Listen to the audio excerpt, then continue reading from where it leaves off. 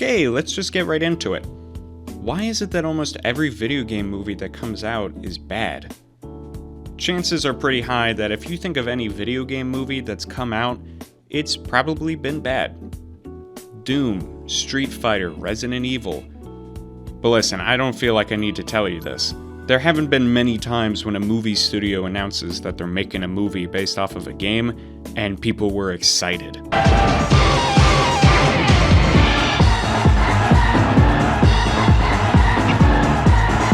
Recently though, I've noticed that video game films are actually getting better.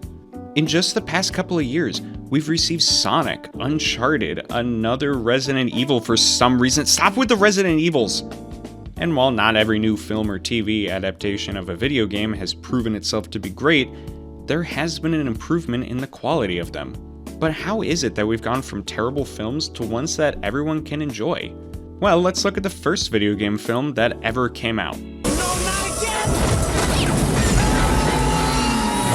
Super Mario Brothers.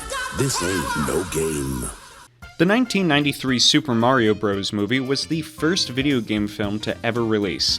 From the title, I'm sure you'd think it looked something like the game, with bright colors and fun characters. This is Bowser. King Koopa here. Oh, yes, sir. I'd like the Koopa special. Pterodactyl tail on that? Yes. Dino, lizard, hold a mammal, no worms, and spicy. He looks like Draco Malfoy if he went to business school rather than Hogwarts. So the film focuses on Mario and Luigi, good so far, on their quest to rescue Princess Daisy.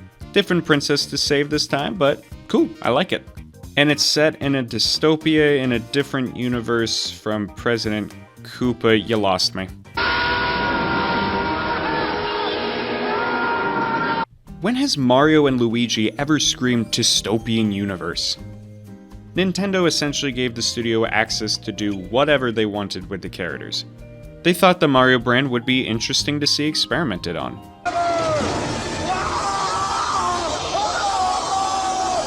Goomba. So yeah, mistakes were made on this film. I won't go fully into this film as I'm sure you've likely heard about it before, but for this video, there are some aspects that make this film a perfect example as to what make video game films stink. First, the inspiration they took for the film was not from the right source. Rather, they took inspiration from the films that were already out and doing well. 90s films had a dark approach about them, so that's what they followed. Ah, I see. The studio wants a Mario movie, eh? Well, let's take the comedy of Ghostbusters, the dystopian world of Blade Runner, and just to be safe, let's toss in some Die Hard and Mad Max. I wish I was joking, but these were the inspirations for the film. This is the first problem that many video game films have. The creators don't understand the material fully. Perhaps Nintendo could have been more supportive for this film, but I don't even know if they could have saved it. Needless to say, this film flopped, and for good reason. Hoskins later said about the film, "It was a nightmare, very honestly, that movie. It was a husband and wife directing team who were both control freaks and wouldn't talk before they made decisions. Anyway, I was supposed to go down there for 5 weeks, and I was there for 17. It was so over budget." It was also discussed that the actors would drink in between takes just to get through the film, so I'm sure it wasn't the best workplace environment.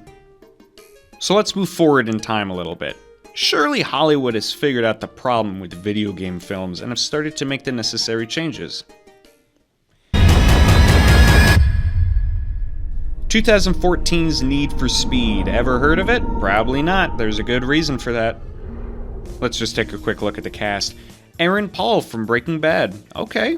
1 year after what is considered one of the best television shows of all time ended, he went on to do this. Ramon Rodriguez, who now plays Will Trent. Okay. And you may have missed out on the Mario film, but Michael Keaton made sure not to miss out on Need for Speed. Welcome to the De Leon. Honestly, for a game about racing cars and driving, it's not the worst thing I've seen. The Need for Speed games are pretty similar to the Fast and Furious films. Personally, I'm not a fan of the series just because cars don't interest me. Especially when the film and game's gimmick is cargo vroom! But I will give it this, we're starting to see some improvements being made with video game movies. The story is much more aligned with what would be expected with the games. Toby Marshall is a mechanic who races cars to help keep his business growing. But when he's framed for a crime that he didn't commit by a friend of his, Dino, he goes to jail. Once he's out, he wants to get revenge and challenges Dino to a race. It's just a Fast and Furious film. Salute me, familia. Salute. Michael Phillips gave a review for the film that I really think matches what I want to say. Paul has talent, though the actor's idea of simmering intensity in the context of Need for Speed comes off more like a serial killer in the making. It's no secret that Hollywood tries to make audiences excited by having a big name in the cast. Aaron Paul was well known for Breaking Bad, the show and within this movie as well. Do you get it? Because it's a movie about driving? Yeah, you get it. Video game films don't need big names. They just need a good story. The same could be said about the Uncharted film that came out too. Personally, I actually enjoyed it for what it was. There were little Easter eggs throughout it that made it fun for people like me who've played the games, and a decent story for those who haven't. But the casting is just off again. Tom Holland barely passes for Nate here, and Mark Wahlberg as Sully? I'm literally in a Papa John's right now. No. Make a video game film that appeals to people who haven't played your game and who have. You don't need big names to carry the film, just a good story. So that's the past with video game films. But what about today? Well, like I said earlier, recent video game films and TV shows have actually proven to be done really well.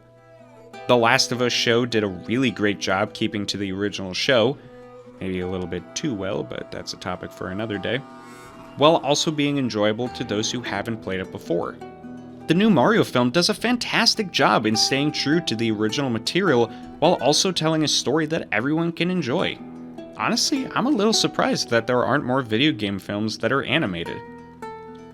Except for Pokemon, that seems to be the only thing that they do, except for the one time that they didn't. But the best example of a video game film that's recently come out is one that I wasn't expecting until I rewatched it.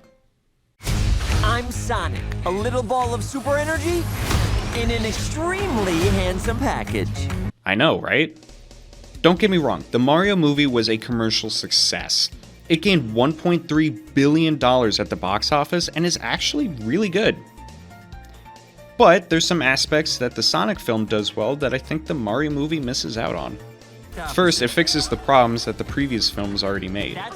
There are people on the team who actually understand the Sonic games. During the redesign of Sonic, yeah, we're not gonna ever forget that or let that down, Sega. The studio reached out to one of the main artists that made Sonic. Not only did Hollywood listen to their audience, but they made the right decision to push the release date back a year and get someone who would actually help. The story is also simple enough for everyone to enjoy. Sonic wants to go home. Dr. Robotnik tries to stop him. That's it. Jim Carrey and Ben Schwartz do a great job portraying their characters. Whoa, buddy! You almost got yourself killed out there. What are you, some kind of adrenaline junkie? Must be rough being slow all the time. Speaking of which, almost every character in the film is written well. They each have a background and individual goal that they want to achieve. Now, that isn't to say that the film hasn't already aged, but overall, this is what I think marked video games getting better. Whenever a film is announced and is related to a video game franchise, I think we'll all stay a bit worried about how the film will be. But for the most part, it does seem like these kinds of films are getting better. It also seems like movie studios are also beginning to realize how to make these kinds of films. I also think there's a good chance that video game films will only continue to improve. The people who played these games when they were kids are now able to work on the films. In the future, there's already a planned Minecraft, Firewatch, and Jak and Daxter film, all of which I'm honestly excited to see. And while not all of them will be box office hits, I do think we're in to see something new. So Hollywood, just remember, you don't need big names in your film. Your film should resemble the games you are adapting. The story doesn't need to be good for all audiences, and the Just Dance film scares me. Anyways, thank you for watching this video, and remember to chase the chaos.